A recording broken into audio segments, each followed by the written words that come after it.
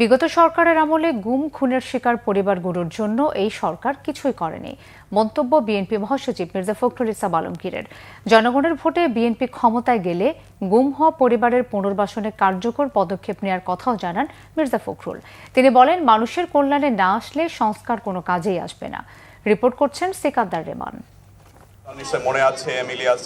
July August গণ অভ্যুত্থানের প্রথম বর্ষপূর্তি উপলক্ষে আমরা বিএনপি পরিবার ও মায়ের ডাকের যৌথ উদ্যোগে গণতান্ত্রিক পদযাত্রায় শিশু শীর্ষক পথযাত্রা ও শহীদ পরিবারের সম্মাননা অনুষ্ঠান হয়েছে বনানী কামাল আতাতুর্ক খেলার মাঠে।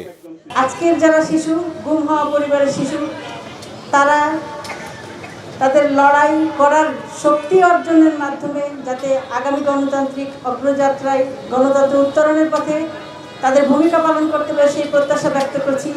শিশুরা যে পথে নেমেছে উই ওয়ান্ট জাস্টিস লিখে, এবং আমি এখনো জাস্টিস চাই।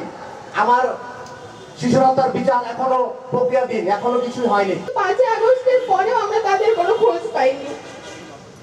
আমি আমার বাবা সহ আমার সব ছাত্রদের খোঁজ চাই।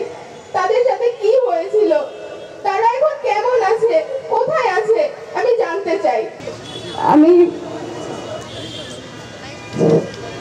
এখন আসলে দুঃখজনক এটা যে আমার এখন সরকারের ওপর কোনো আশা আমাদের আর নাই। যাদেরকে খুন করা হয়েছে, যাদের সন্তানরা এখনো তাদের বাবাকে খুঁজে ফিরে, যেই পিতামাতা তাদের সন্তানকে হারিয়েছেন, তাদের একসাথে আমাদের আজকের এই আওয়াজ।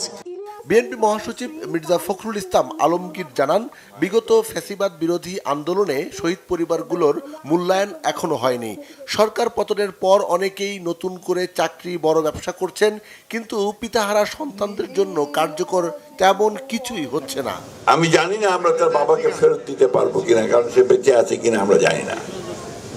এইটুকু তো আমরা করতে পারি যে তার ভবিষ্যৎ নির্মাণের জন্য, তার জন্য একটা সুন্দর জীবন হয়, সেই জীবন তৈরি করার জন্য আমরা কাজ করতে পারি।